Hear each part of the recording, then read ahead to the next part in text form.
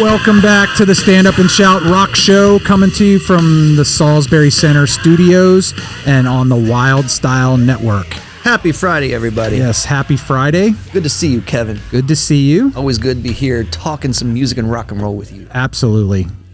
I think Scott is going to pull up a link here. First thing we're going to talk about. Put Scott on the spot. Putting Scott on the spot. Jeff's sending it to me. We're almost there. Oh, it's okay. being sent and delivered. All right. But I'll go ahead and get it started. So it's on loudwire.com. Got a Loudwire article. A recent article where Kiss was talking about the Rock and Roll Hall of Fame and their issues that they have. It seems like everybody has issues with the Rock and Roll Hall of Fame these days. That's another good one too. But No, so like I think it might have been up like a little bit there, Scott, from where you were. So there was when they were on the Howard Stern show. They were on the Howard Stern show a couple days ago.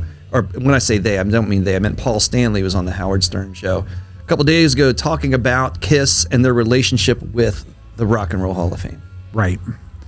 And I think you got it. Discussing a couple of things, and Scott. One of them being the reason why they didn't perform when they got inducted, and what they didn't like supposedly that the Rock and Roll Hall of Fame made them do as part of their induction, which was to include Ace Frehley and Peter Criss. Yes.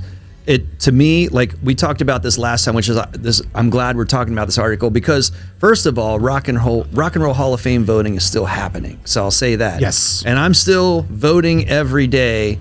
And I'm not going to tell you who to vote for, but I can tell you that I personally am strongly promoting Iron Maiden and Soundgarden because Soundgarden is just absolutely wickedly amazing, and they deserve. Scott, where's the sound effects? You need to see Oh, there we go. Some additional love for Soundgarden, but of course Iron Maiden, and I still call this. I was calling it last time the Rolling Stone Music Hall of Fame as opposed to the Rock and Roll Hall of Fame. They got a great name, but that doesn't. I'm not sure we were talking about that last time, right? If that accurately describes what is inside of that institution. I agree. And there are certain bands that were inducted that their influences were heavy on other bands that haven't been inducted. Yes. Like Iron Maiden. Yes. So to me, till you can put those bands in, the bands that openly state that they were influenced by some of these bands, they shouldn't be in the Rock and Roll Hall of Fame either, in my opinion. And it was work to get Kiss there. Remember? I feel that Rolling Stone did not want Kiss there for the longest time. It was the push from the Kiss Army, that really made them hard to ignore. Yeah, I agree with that too. But what's weird, specific to this article, is kind of Paul Stanley insinuating that they were told you couldn't bring Tommy Thayer and Eric Singer. And what I found interesting in his comments is he never mentioned Bruce Kulick. Yeah, that's true. Who was right. in the band probably not longer than Ace. I don't know the exact dates, but he was definitely in there longer than Tommy Thayer's been with the band. And that was also producing a lot of hits. Yeah.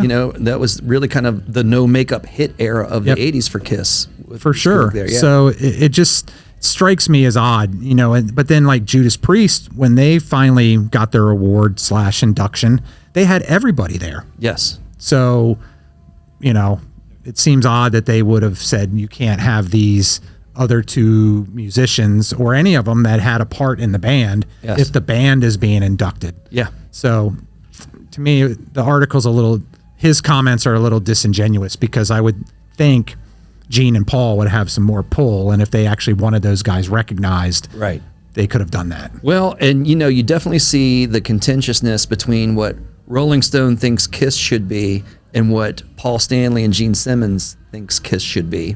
And Rolling Stone sees Kiss with Ace Frehley and Peter Criss. I almost said Eric Carr, but that wouldn't have been bad either, necessarily. Right.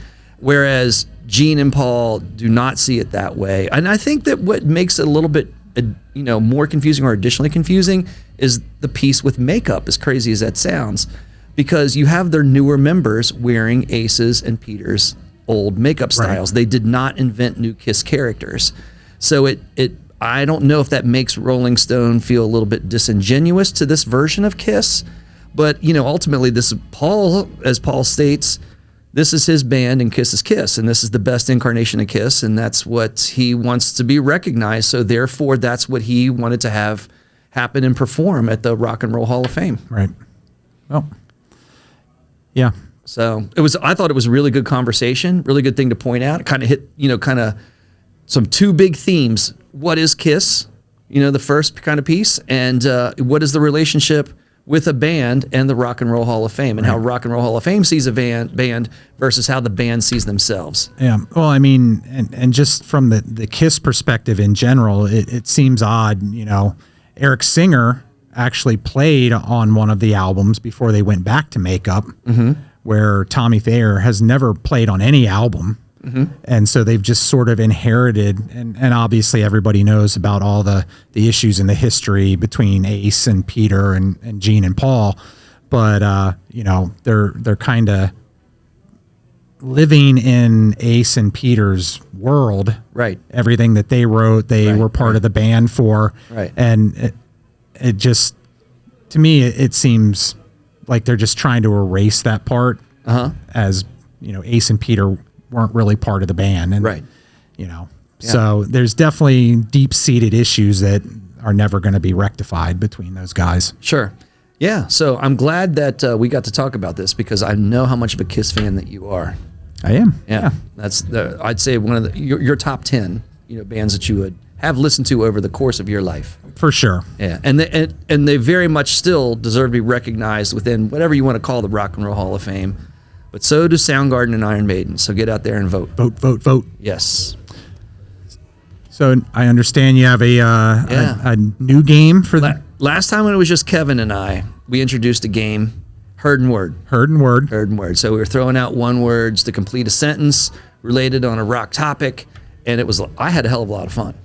So I was kind of knocking around with the old game idea again, and for whatever reason, I don't know, probably happened in somewhere in my work life, there's a lot of conversation around artificial intelligence and ChatGPT specifically. And of course, all the things that technology can think and do.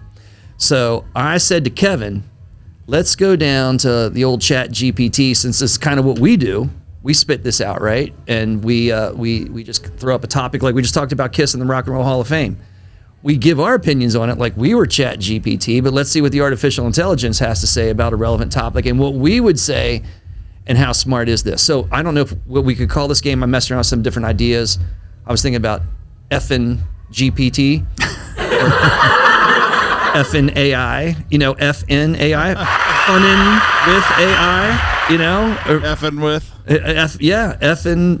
like effing wit AI. I don't know. Maybe we'll come up with a game name for this if this sticks.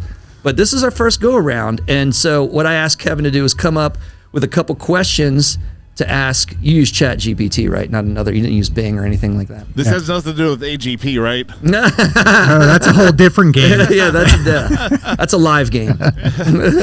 Yeah. That's for all you old school people. Right. So yes, and then I got to admit, I got notes. You got your notes. This is the first time I got notes. Like, that's good, because I don't have any notes. Oh, today. look at that! Look, the little role reversal. But I have my two questions, but I was trying to think of you, I have to say. Okay. And I was thinking actually others involved here, Jeff Salisbury also. So do you want to start? Do you want me to start? You can start. I'm going to start. So the first question that I asked, at least that I stuck with, because I asked it a lot of questions actually. The one that I liked. So I remember our first podcast, and we were with Pete Evick, and you brought up a factoid, because you were the king of factoids, about Lord Tracy. And I was like, nobody out there, like I know a little bit about Lord Tracy, and I can't imagine there's a lot of people that would be listening to this that would know anything about a band called Lord Tracy. And then Bart Harris, maybe. Right. And would the internet know about Lord Tracy? How would it recognize it as Tracy Lords?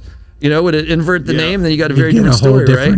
Output there. Yeah. So I said, this one's for you. And I just said, tell me about Lord Tracy. And I got 6 paragraphs about the band Lord Tracy. So I got to give, the AI and ChatGPT its props. I'll just read a little bit. Lord Tracy's an American hard rock band that formed in 1985 in Houston, Texas.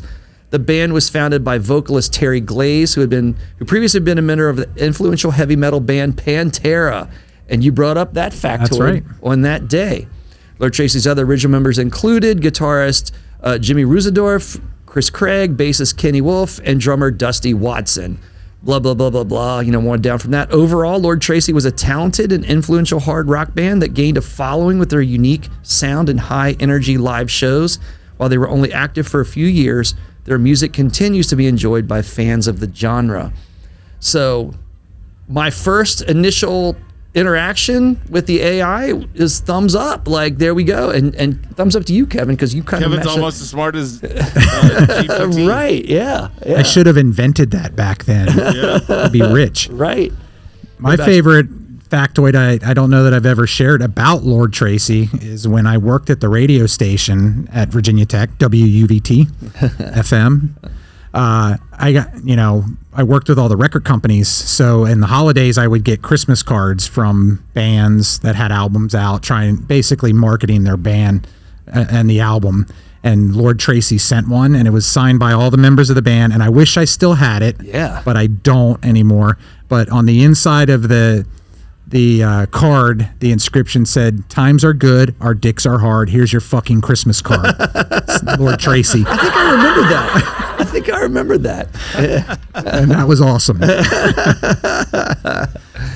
All right. You want me to go with another? Yeah, go ahead. Do you have one? I have one. All right. You got one. All right. Because I have four. Because I was trying to like test the morality, so to speak, of AI.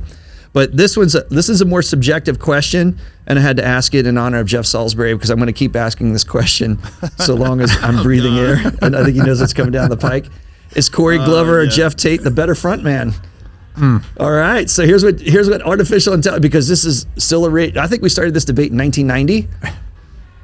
At least. And it's been going since. So here's what. Whoa, there we go.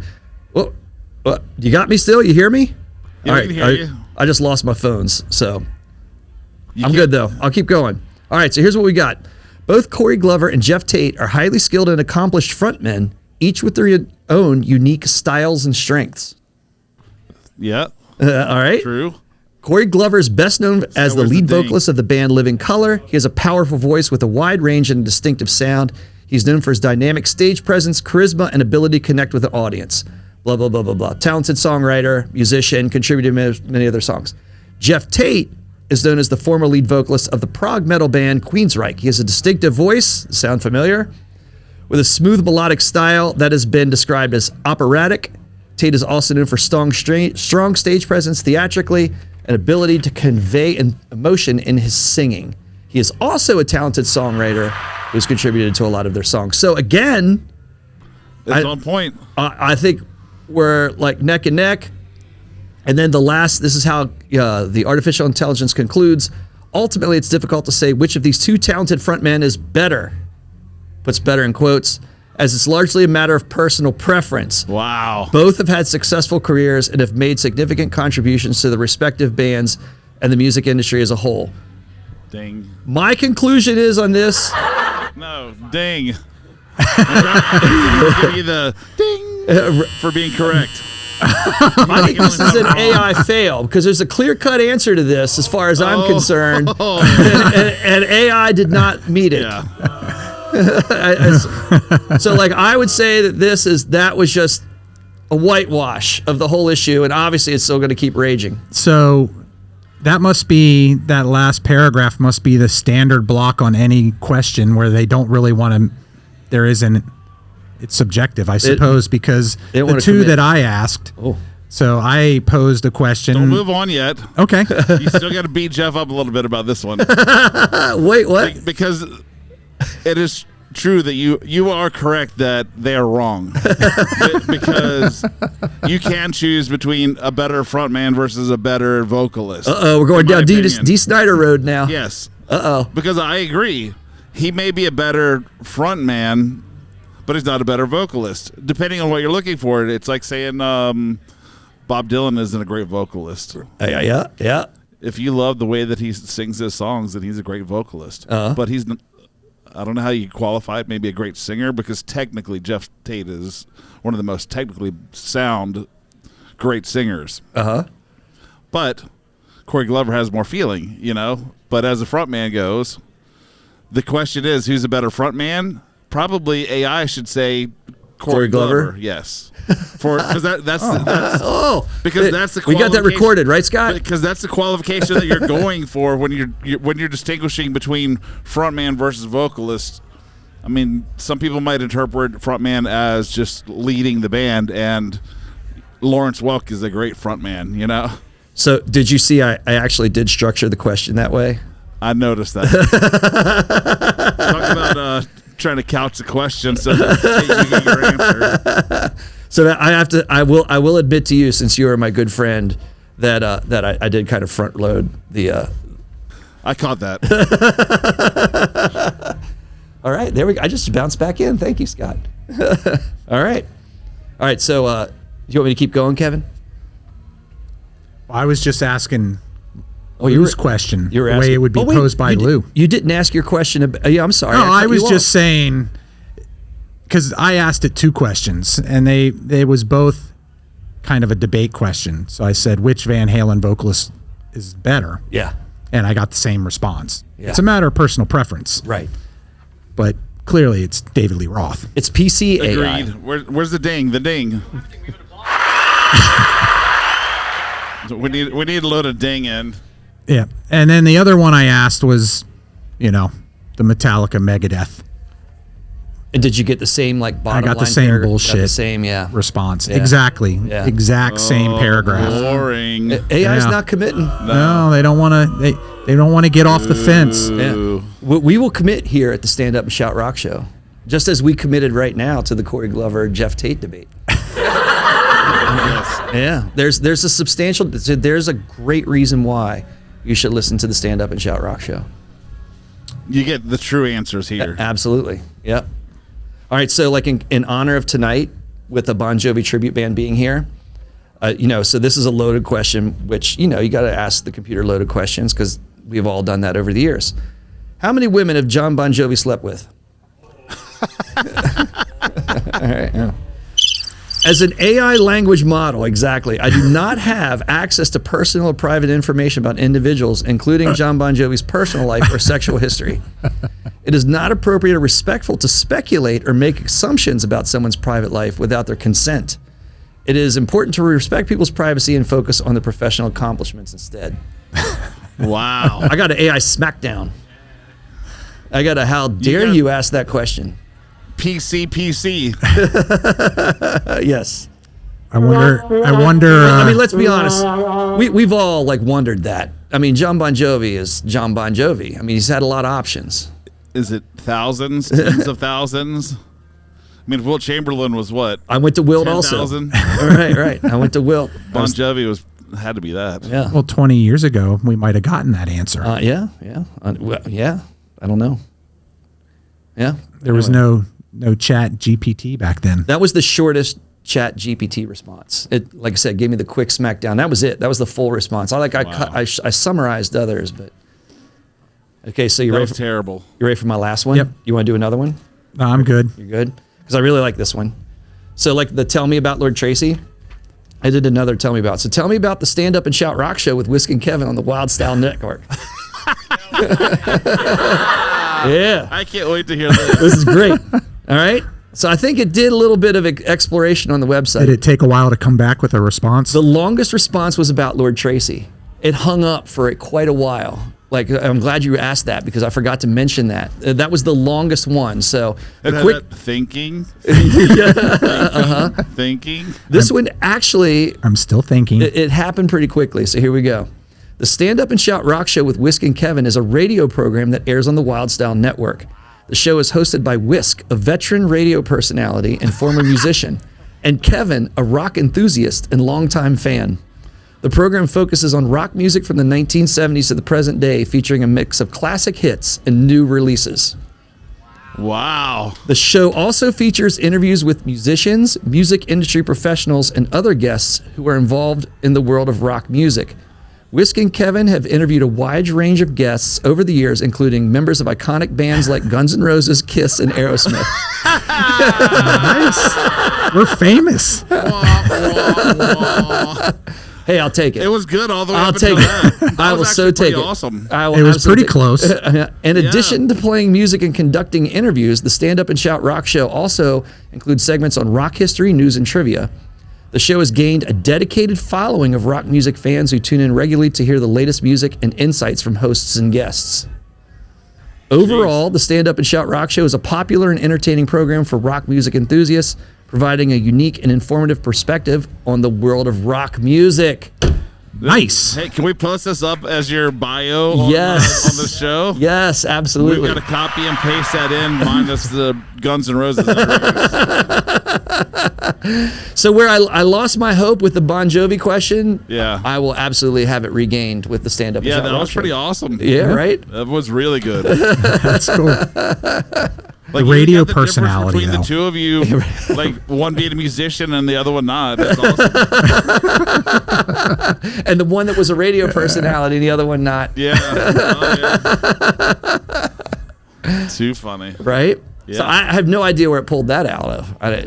Maybe it thinks this is what we want to hear. Maybe you mentioned Woovit Right? before. Right? It confused Lord Tracy with Guns N' Roses. Maybe. Yeah. Yeah. Speaking of Guns N' Roses, You know why? Because we talk about the tribute bands. Yes. I don't know where they got Aerosmith, but Guns N' Roses tribute we had. Too fun. You didn't interview them though. Right? Right. didn't mention Metallica. It did not. Four Horsemen. Yeah, weird. I don't care. I'll take it. Yeah, That's cool. I liked it. I liked I'll take it. Yay! Yeah.